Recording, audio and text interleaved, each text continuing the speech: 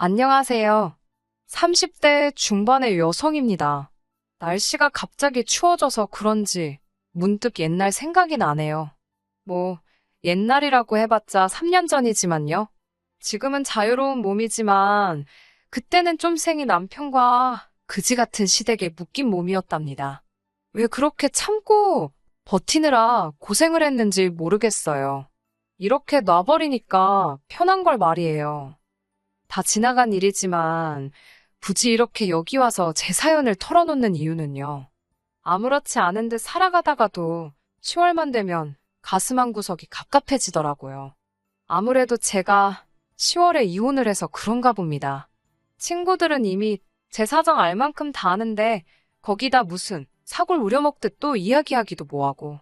그래서 오늘은 익명의 힘을 빌려 여기서 털어놓아 보려고요. 저는 지방의 한 도시에서 디저트 카페를 운영하고 있습니다. 사실 대학교를 졸업할 때만 하더라도 서울에 있는 회사에 들어가고 싶었지 장사를 하려는 생각은 해본 적도 없었어요. 솔직히 지방이긴 했어도 국립대를 우수한 성적으로 졸업했으니 적어도 중견기업은 들어갈 수 있을 거란 자신감이 가득 차 있었거든요. 하지만 졸업하고 반년이 지나도록 아무리 여기저기 이력서를 넣고 어쩌다 면접까지 가더라도 결국 취직을 하지는 못했습니다. 속절없이 야속한 세월이 흘러갈수록 제 마음은 조급해져만 갔지요. 괜한 자격지심에 집 밖으로 나오는 것도 꺼려졌고요. 그러자 평소에 친하게 지내던 언니가 그렇게 무기력하게 있지 말고 자기 카페에 와서 아르바이트라도 해보라고 하더라고요. 돈을 번다는 생각보다는 하루에 3-4시간이라도 좀 다른 일을 하면서 시간을 보내는 편이 정신건강에 좋지 않겠냐고요. 언니 말을 들으니 그것도 일리가 있다 싶어서 그렇게 아르바이트를 시작하게 되었네요. 사실 카페에서 일을 하기 전까지는 스스로 쑥스러움도 많이 타고 낯도 많이 가리는 성격이라고 생각했습니다. 그래서 학교 다닐 때도 다른 친구들처럼 아르바이트를 하기보다는 혼자 도서관에서 공부하기를 선호했지요. 그런데 막상 아르바이트를 해보니까 제가 손님들하고 너무너무 잘 지내더라고요. 커피 내리고 디저트 만들고 하면 할수록 이 일이 내 천직인가 싶을 정도였네요. 그렇게 한 1년 가까이 일을 했습니다. 조금씩 남의 가게가 아닌 내 가게를 차리고 싶다는 생각이 들기 시작하던 무렵이었지요. 하루는 언니가 정말 미안하게 됐다면서 결혼할 사람과 이민을 가게 되어 가게를 내놨다고 하더라고요. 이건 기회일지도 모른다는 생각이 들면서 저도 모르게 그럼 이 카페 내가 인수하면 안 되겠냐고 물었습니다. 그러자 언니가 정말 기뻐하더라고요. 언니도 사실 자기의 청춘을 바쳐 만든 이 공간을 포기하기가 너무 속상했다면서요. 그렇게 저는 카페 아르바이트생이 아닌 사장이 되었습니다. 이후로 비로소 뭐랄까요? 일적으로 자리를 잡고 나니까 조금씩 주변 친구들은 어떻게 살고 있는지 눈에 들어오기도 하고 신경도 쓰이더라고요. 대부분의 친구들은 직장 생활을 하며 연애도 하고 있었습니다. 친정 부모님께서도 저더러 너무 일만 하지 말고 나이답게 살라고 그러시더라고요. 그리고 얼마 지나지 않아 지인을 통해서 남편을 소개받았지요. 남편은 저와 마찬가지로 자영업을 하는 사람이었습니다. 제가 운영하던 카페에서 멀지 않은 곳에 꼬치구이집을 하고 있다고 했어요. 처음에 그 말을 듣고 했던 생각은 꼬치구이라 요즘에도 장사가 되나? 그게 아무래도 제가 장사를 하다 보니 누가 무슨 장사를 한다는 소리를 듣거나 못 보던 가게를 보게 되면 매상부터 궁금해지더라고요. 직업병 같은 거예요. 남편은 저보다 4살이 많았고 이번 가게가 3번째 가게라고 했습니다. 앞에 2가게는 권리금을 받고 넘겼다고 했고요. 나중에서야 그 말도 거짓말이란 걸 알게 되었지만 남편을 소개받을 당시만 해도 소개를 해준 지인도 그런 세세한 속사정은 몰랐던 것 같고 저도 꼬치꼬치 따져 물을 순 없었으니 남편의 말을 고지고대로 믿었네요. 솔직히 이 거짓말 때문에 남편과 결혼도 약속했다 말해도 과언이 아닙니다. 저랑 4살 차이밖에 안 나는데 권리금을 받으면서 사업을 팔고 또 새로운 일을 시작하고 추진력도 있고 생활력도 있구나 싶었거든요.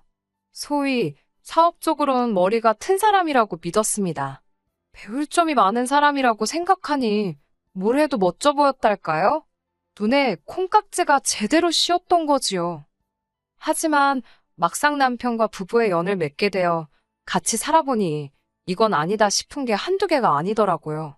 말이 나와서 말인데 솔직히 어떻게 결혼까지 이르게 되었는지 제가 이야기하면 이야기하는 제 속도 터지고 듣는 사람도 속이 터질 거예요.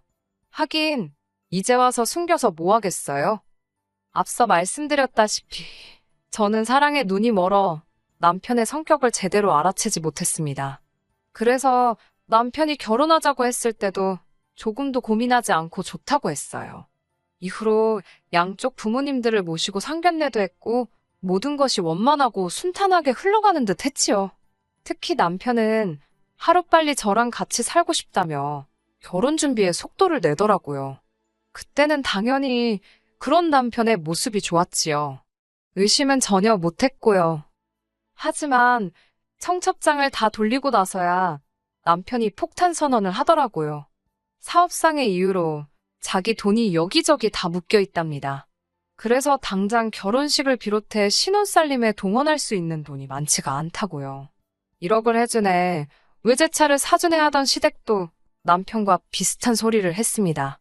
확실한 투자처가 있어서 급하게 그쪽에 돈을 넣어두었다는 거예요. 당연히 저는 크게 실망했고 남편에게 크게 화를 냈습니다.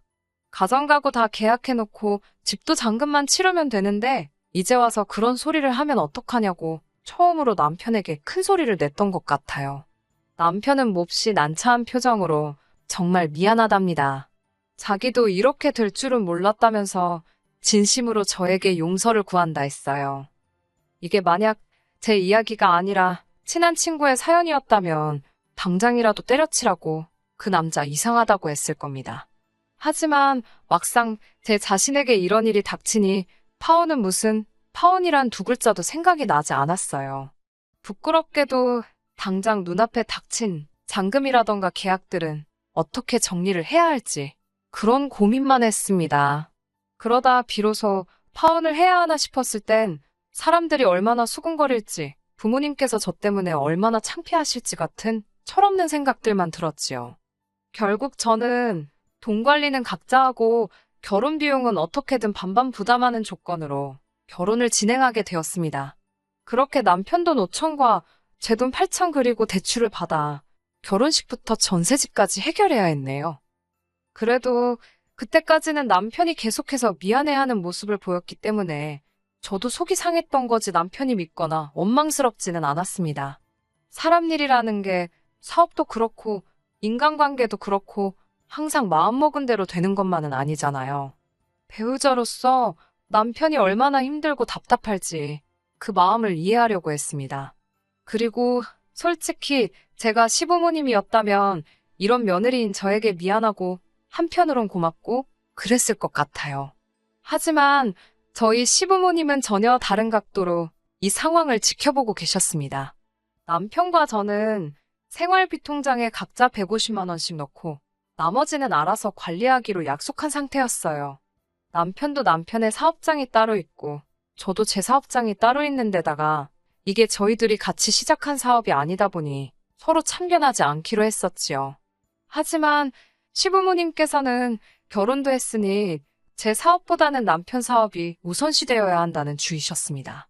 그래서 저희가 생활비를 제외한 돈은 각자 관리한다는 이야기를 들으셨을 땐 크게 불편해하시더라고요. 사실 그 무렵 남편 매장의 매출이 급격히 떨어지고 있었거든요. 저는 꼬치구이라는 음식은 대중적이니까 나이 상관없이 누구나 와서 먹을 수 있게 해야 한다고 조언했어요. 하지만 남편은 젊은 사람들이 많이 와야 맛집이라고 소문이 난다면서 갑자기 메뉴판을 전부 다 영어로 바꾸질 않나, 손님들을 나이로 차별하지를 않나. 한 번은 60대 중반쯤으로 보이는 손님 4분이 오셨는데 가게 음식이 매워서 못 드실 거라며 거의 내쫓다시피 손님들을 내보내기까지 했지요. 그 광경을 보곤 정말이지 제정신인가 싶었고 달리 뭐라 할 말이 없더라고요. 막말로 동네에서 장사를 그따위로 하니 안 좋은 소문이 나는 건 시간 문제겠다 싶었지요. 저런데 앞에 두 가게를 권리금을 받고 넘겼다고? 의심스러워서 결국 인근 부동산 아저씨들에게 수소문을 했고 그 이야기도 거짓말이었다는 걸 알게 되었습니다. 권리금은 개뿔, 그나마 있던 보증금도 다 까먹고 그러고도 안 나가서 건물주가 내용 증명을 보내고 말도 아니었다고요. 남편을 제외한 모든 사람들이 왜 매상이 안 나오는지 뻔히 알고 있었지만 남편은 남의 의견에는 관심이 없었고 한번 들어라도 볼 생각조차 없었습니다. 어이없게도 남편은 아무래도 장사가 안 되는 이유가 자기가 인테리어에 투자를 안 해서 그런 것 같다며 급기야 저에게 돈을 빌려달라고 하더라고요. 고민 끝에 부부이기 전에 사업가 대 사업가로 돈거래는 안 하고 싶다고 딱 잘라 선을 그었지요. 그러자 남편은 어떻게 부부 사이가 먼저지 남편이 죽게 생겼는데 넌 팔자 좋게 사업가 타령이나 하고 있는 거냐며 서운하다며 난리를 치더라고요. 그런 남편의 어거지에 저도 그때는 신물이 나서 사업하는데 필요한 돈을 빌려달라니까 당연히 사업가로서 대답을 한 건데 뭐가 문제냐고 저도 지지 않고 받아쳤네요. 이후로 며칠 동안 남편과 저는 계속해서 기싸움을 했습니다. 남편은 제가 냉정하고 매정하다며 너무 무섭다는 소리를 해댔고 저는 저대로 이렇게 무책임하고 무능력한 사람인지 몰랐다고 화를 냈거든요. 심지어 반복되는 싸움에 지쳐버린 저희는 급기야 한 집안 안에서 서로를 모른 채 하기도 했어요. 왜 이런 스트레스를 받아야 하고 이런 마음고생까지 해야 하는 건지 도무지 납득할 수가 없었네요. 그래도 이쯤에서 끝났다면 저희가 이렇게 이혼까지 하는 일은 없었을 겁니다. 부부 사이의 일이니까 부부싸움은 칼로 물베기라는 말도 있잖아요. 그런데 그런 와중에 어머님께서 연락을 해오셨어요. 저에게 너무너무 실망을 하셨다면서 말이지요. 무슨 말씀이신가 들어보니 남편 가게가 잘 되면 결국 그러면 그 돈 누가 쓰겠냐고 다 제가 쓸 거 아니냐입니다. 그런 미래를 위해 투자 좀 한다 생각하고 남편에게 돈 좀 빌려주지. 그걸 그렇게 인색하게 구냐며 절 꾸짖으시더라고요.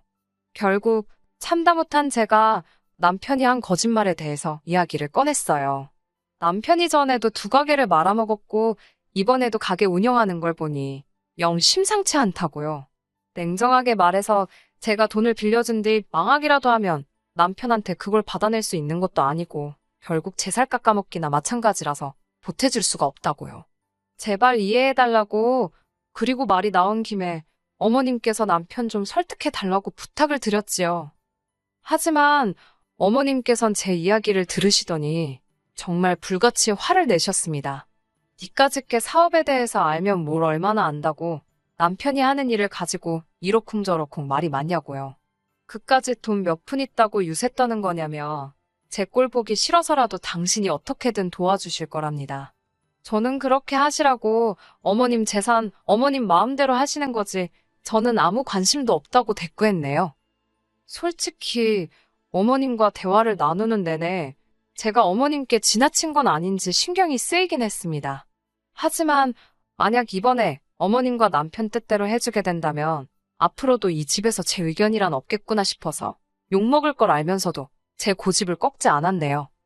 그리고 며칠 뒤 기세등등해진 남편이 저에게 한껏 비아냥거리듯 어머님께서 5천만 원을 해주셨다며 자랑을 해왔습니다.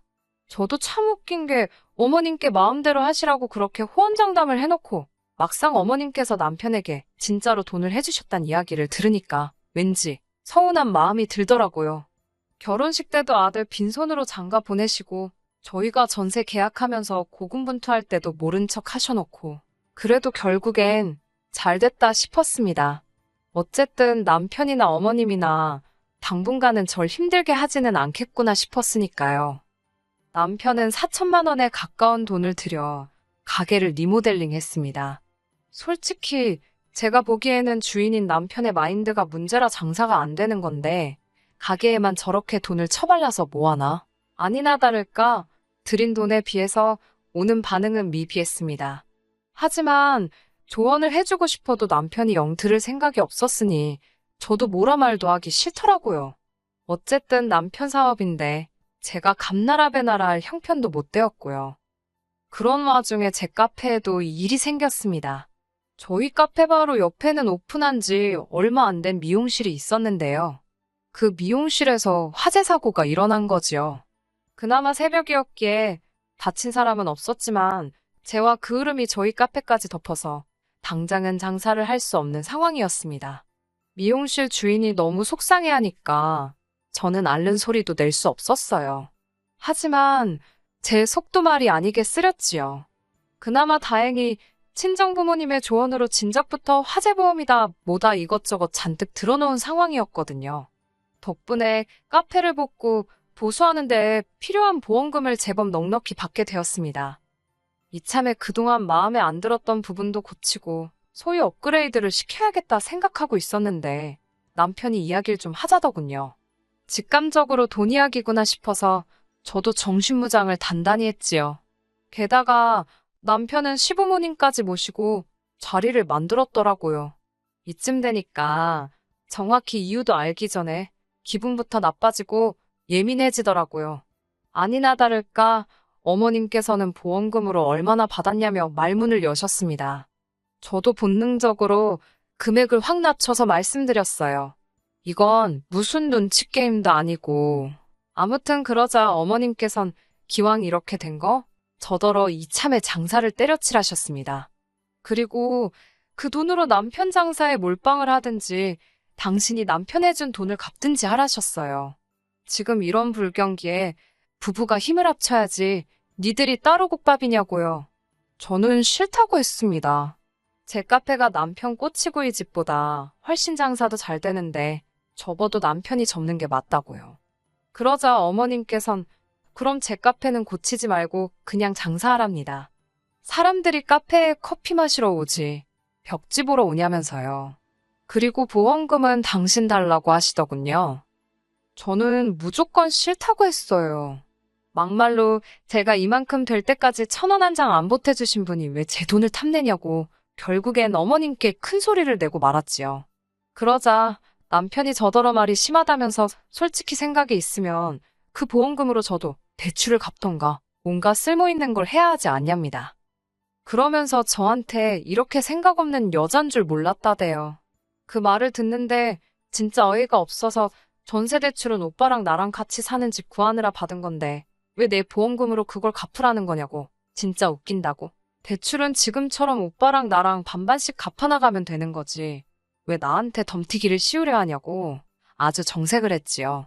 그러자 남편이 이제 보니 저더러 진짜 독하다면서 사귈 때는 이런 성격을 어떻게 숨긴 거냐고 사기 결혼이란 소리를 입에 담더라고요. 누가 지금 누구 앞에서 사기를 운운하는 건지. 그 전에도 남편의 한심한 행동들 때문에 한 번씩 확 이혼해버려. 그런 생각을 하긴 했었는데 사기 결혼 소리를 들으니까 그동안 남편이 절 속였던 것들이 주마등처럼 스치면서 진짜 이혼하는 게 나을지도 모르겠다 싶더라고요. 그런데 그때 저보다 먼저 어머님께서 그따위로 할 거면 이혼하라는 말씀을 하셨습니다. 듣자 하니 제 말하는 게 거슬려서 못 봐주시겠다면서 그따위로 할 거면 헤어지라대요? 헤어지잔 소리를 해도 내가 해야 하는 판인데 시어머니가 나서서 그런 소리를 하니 듣기 좋을 리가 없었지요. 저도 홧김에 네 할게요. 어머님이 하라는데 이번 한 번은 어머님 말씀대로 해드릴게요 라고 소리를 질렀습니다. 그리고는 남편에게 잘 들었지? 당신 어머니가 하라고 한 거야. 내 탓하지 마. 소리를 지르곤 집에서 나와버렸네요. 이후로는 뭐 말 안 해도 아시겠지요. 이혼하겠다고 마음을 먹고 나니까 뭐 척척 진행이 되더라고요.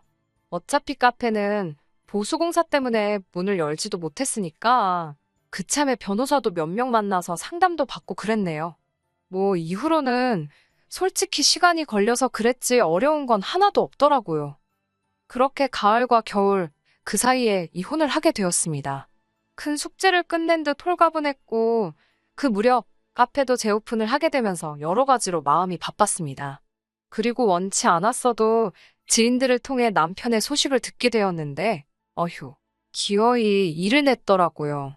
그렇게 손님을 차별하며 가려가며 받는 헛짓거리를 하더니 동네 엄마 중 누가 지역신문에 제보를 했답니다.